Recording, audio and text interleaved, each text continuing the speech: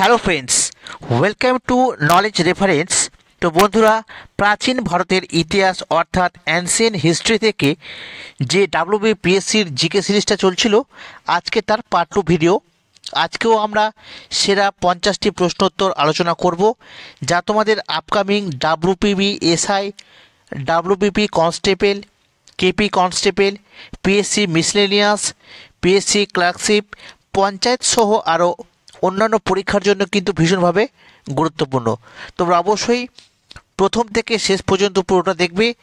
আর তোমরা যদি নতুন হয়ে থাকো এই চ্যানেলে, অবশ্যই চ্যানেলটি সাবস্ক্রাইব করবে। তো চলো শুরু করা যাক আজকের ক্লাসটি। তো আজকে 51 নম্বর প্রশ্ন থেকে শুরু হচ্ছে। তো প্রথম প্রশ্ন কী রয়েছে দেখা যাক। অশোকের শিলালিপি কোন ভাষায় লিখিত? অশোকের শিলালিপি কোন ভাষায় লিখিত? মনে রাখবে, ব্রাহ্মী এবং খরষ্ঠী। ব্রাহ্মী এবং খরষ্ঠী ভাষাতে কিন্তু অশোকের শিলালিপি লিখিত হয়েছে। এর সাথে মনে রাখবে, নানাঘাট শিলালিপিতে বর্ণিত রয়েছে কোন রাজার ইতিহাস? নানাঘাট শিলালিপি প্রথম সাতকর্ণীর ইতিহাস জানা যায়। ঠিক আছে, সাতবাহন বংশের রাজা প্রথম সাতকর্ণীর ইতিহাস কিন্তু জানা যায়। তারপরে দেখো, হাতিগুম্ফা লিপি থেকে জানা যায় কার ইতিহাস? তো কলিঙ্গরাজ খারবেলের। কলিঙ্গরাজ খারবেলের ইতিহাস জানা যায় হাতিগুম্ফা লিপি থেকে। আর নাসিক প্রশস্তি থেকে জানা যায় কি? তো গৌতমীপুত্র সাতকর্ণীর ইতিহাস। গৌতমীপুত্র সাতকর্ণীর ইতিহাস জানা যায় নাসিক প্রশস্তি থেকে। নেক্সট দেখো, এলাহাবাদ প্রশস্তি। ঠিক আছে, এলাহাবাদ প্রশস্তি এটা কার রচনা? তো সমুদ্রগুপ্তের সভাকবি, যার নাম হরিসেন। তাহলে সমুদ্রগুপ্তের সভাকবি কে ছিলেন? হরিসেন। আর এই হরিসেনের লেখা হচ্ছে এলাহাবাদ প্রশস্তি। এই এলাহাবাদ প্রশস্তি থেকে সমুদ্রগুপ্তের কথা কিন্তু জানা যায়। নেক্সট দেখো, আইহোল শিলালিপি। এই আইহোল শিলালিপি থেকে কোন রাজার কৃতিত্বের কথা জানা যায়? তো দ্বিতীয় পুলকেশী।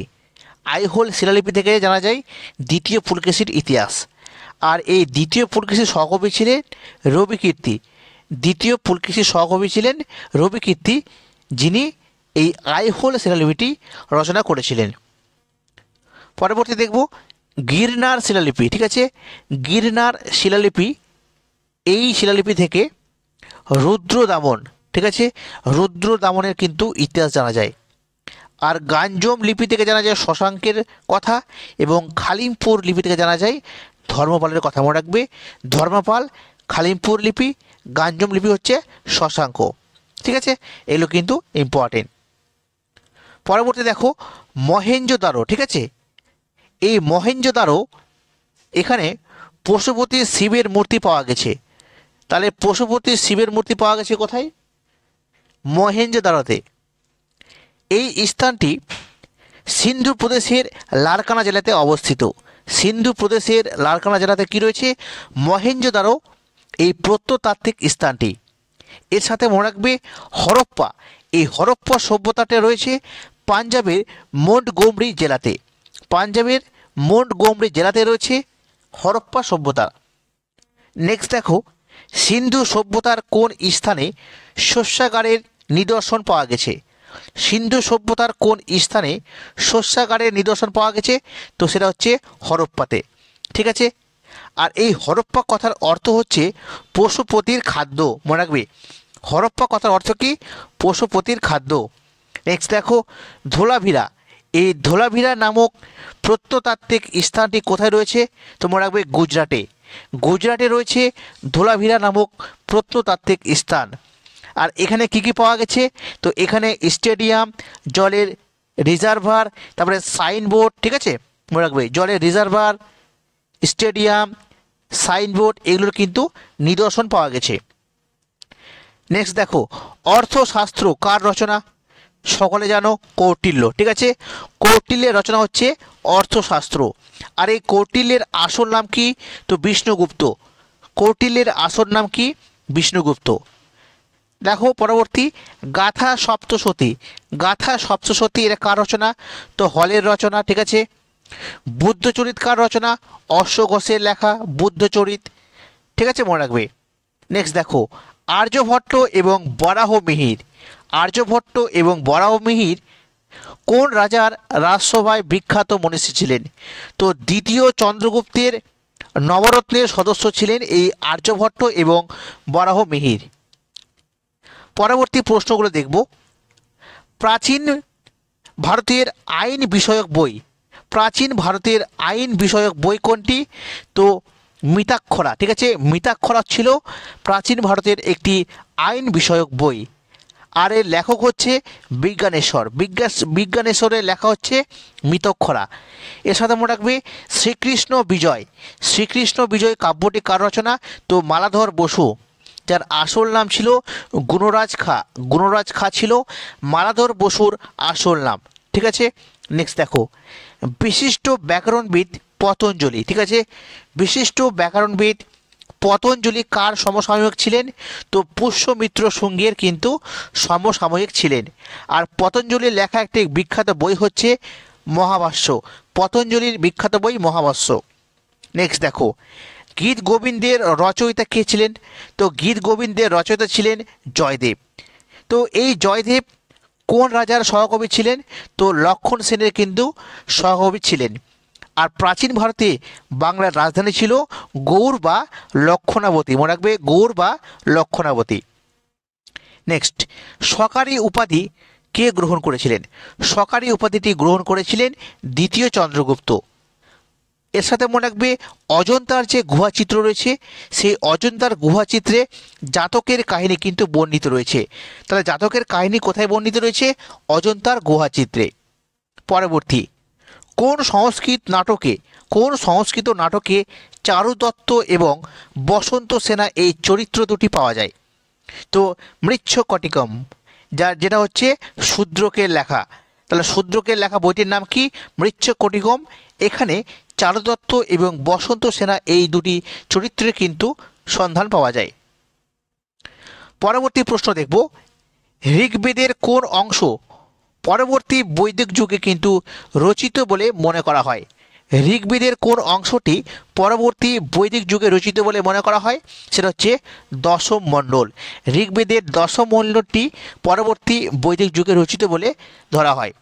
আর এই ঋগ্বেদে ওং শব্দটি 1028 বার কিন্তু উচ্চারণ হয়েছে, 1028 বার।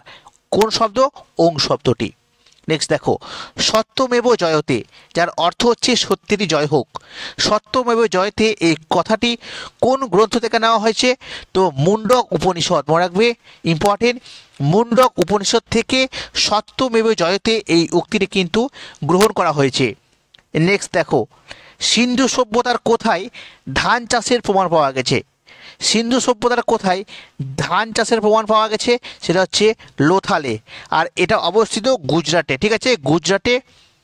এই স্থানটি সিন্ধু সভ্যতার একটি বন্দর শহর। কি বললাম?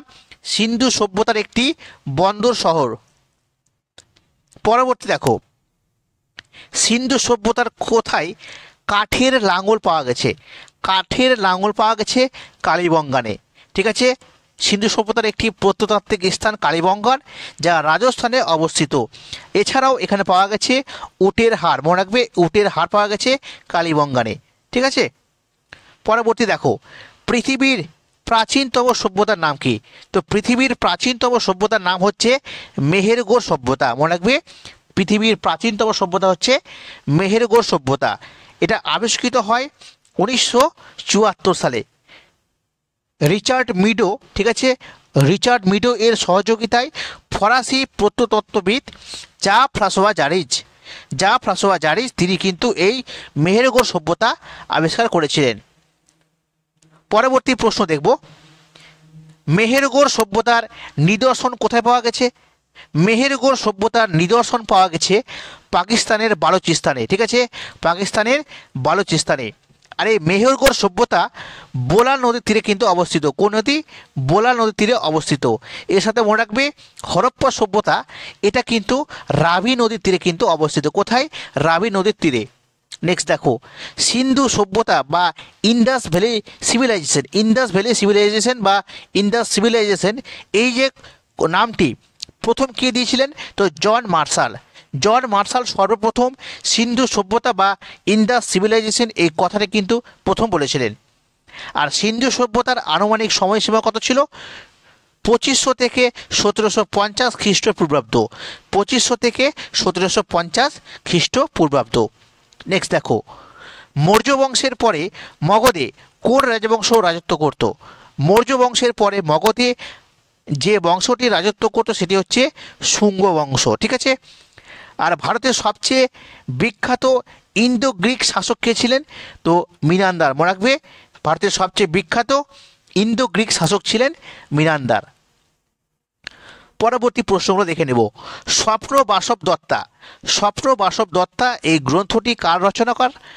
স্বপ্ন বাসব দত্তা এটা রচনা করেছিলেন ভাস, ঠিক আছে।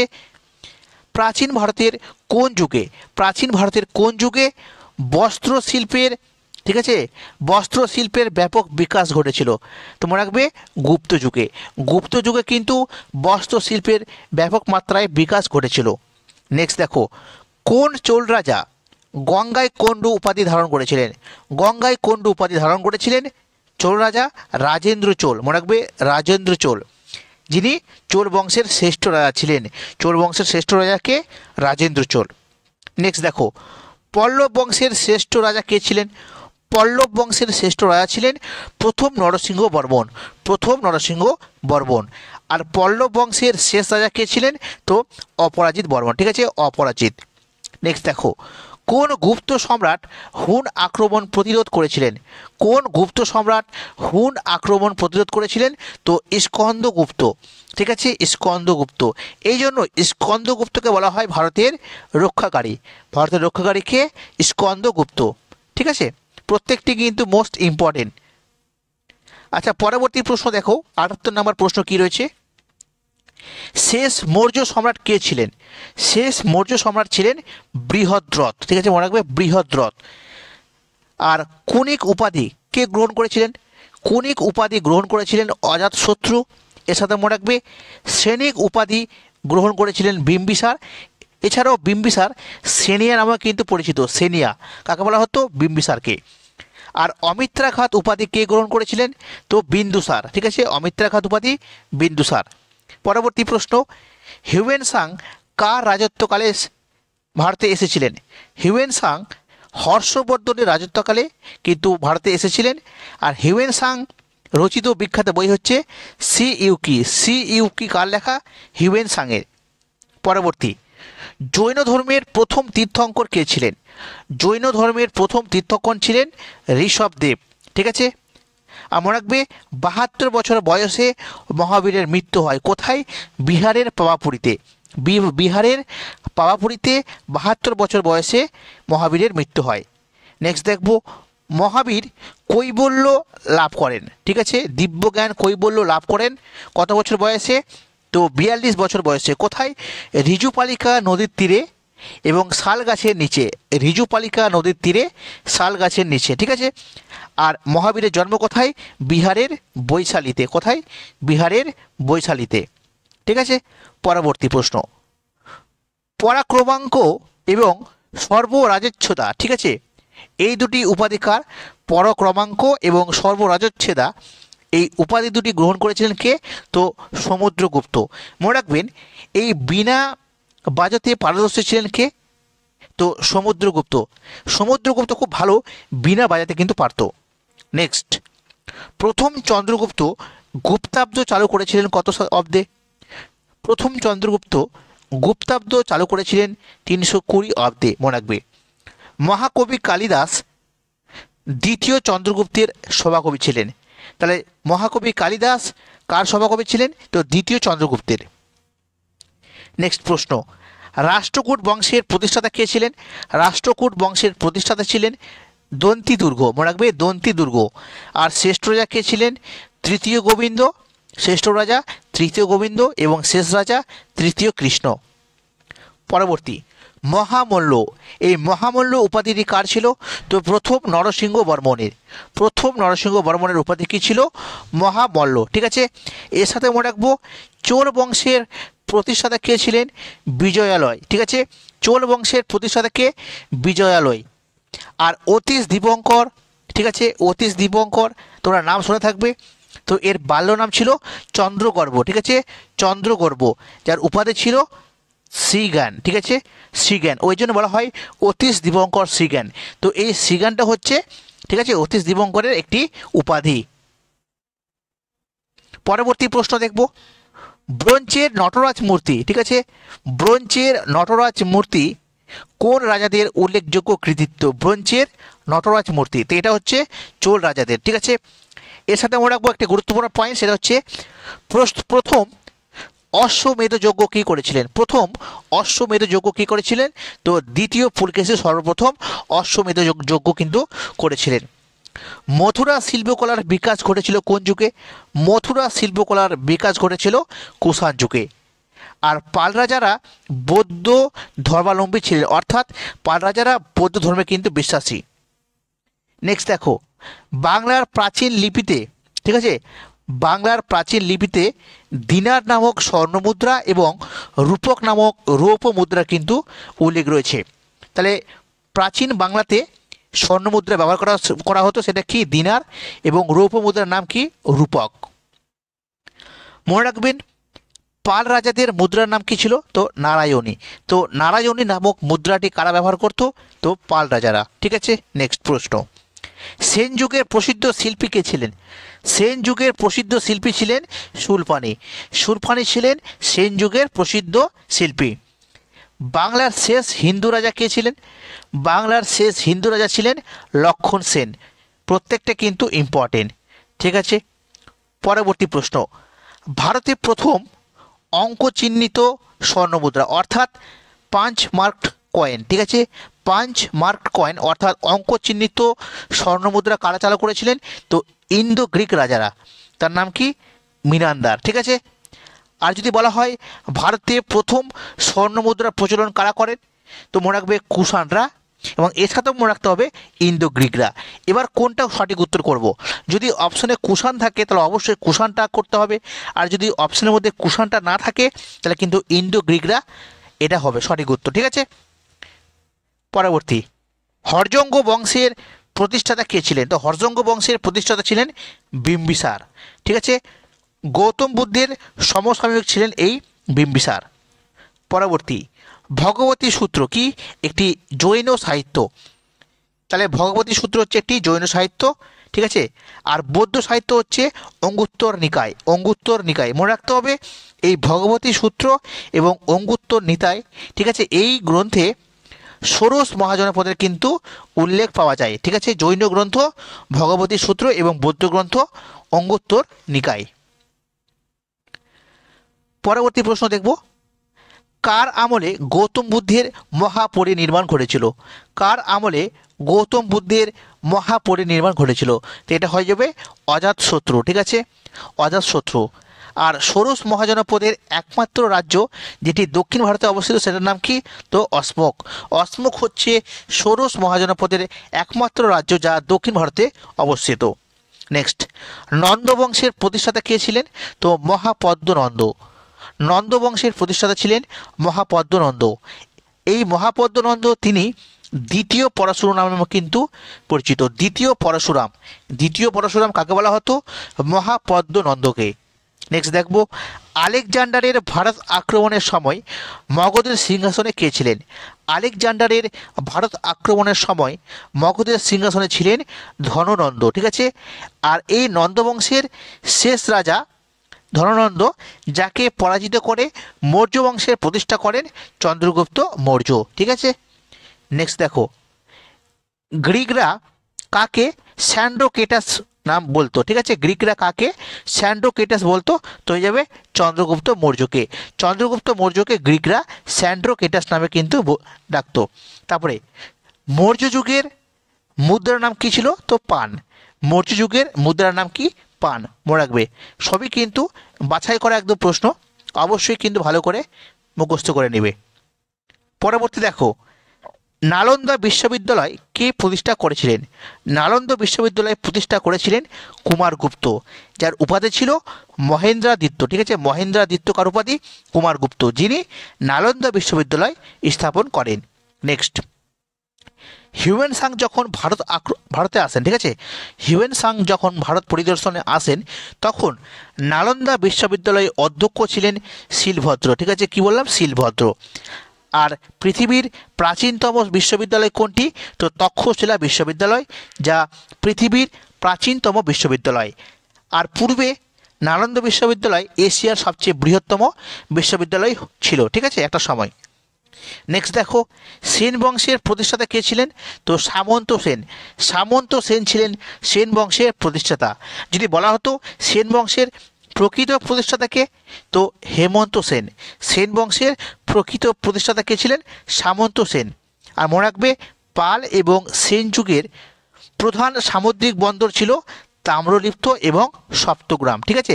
এই তাম্রলিপ্তটা পরীক্ষায় এসেছে, ঠিক আছে। তাম্রলিপ্ত এবং সপ্তগ্রাম হচ্ছে পাল এবং সেন যুগের প্রধান সামুদ্রিক বন্দর, ঠিক আছে বন্ধুরা। তো আজকের 50টি প্রশ্ন আলোচনা করলাম, টোটাল 100টি অ্যানসিয়েন্ট হিস্ট্রি থেকে জিকে করালাম। তোমরা আশা করি তোমাদের হেল্পফুল বলে যদি মনে হয় তো অবশ্যই ভিডিওটি লাইক শেয়ার করবে। আর যদি নতুন হয়ে থাকো অবশ্যই চ্যানেলটি সাবস্ক্রাইব করবে, ঠিক আছে। কারণ তোমাদের মানে সহযোগিতা ছাড়া কিন্তু কোনোভাবেই সম্ভব না, তোমরা জানো। তো অবশ্যই সকলকে বলছি তোমরা অবশ্যই সাপোর্ট করো, ঠিক আছে। আগামীতে আরও ভালো ভালো ভিডিও আসবে। তো আজকে এই পর্যন্তই, থ্যাংক ইউ।